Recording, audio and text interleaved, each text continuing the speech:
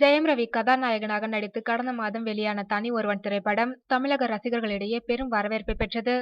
குறிப்பாக வில்லன் கதாபாத்திரத்தில் கலக்கிய நடிகர் அரவிந்த் சாமியின் நடிப்பு பலராலும் பாராட்டப்பட்டது. இந்த படத்தை ஹிந்தி மற்றும் தெலுங்கில் ரீமேக் செய்ய உள்ளதாகவும், ஹிந்தி பதிப்பில் ஜெயம் ரவியின் கதாபாத்திரத்தில் சல்மான் கானும், அரவிந்த் சாமி ஏற்றிருந்த வில்லன் கதாபாத்திரத்தில் மாதவனும் ஒப்பந்தம் செய்யப்பட்டுள்ளதாகவும் சில ஊடகங்களில் செய்திகள் வெளியாகின. இந்நிலையில் எந்த மொழியிலும் எந்த புதிய படத்திலும் நான் நடிக்க ஒப்பந்தமாகவில்லை என்று மாதவன் தெரிவித்துள்ளார்.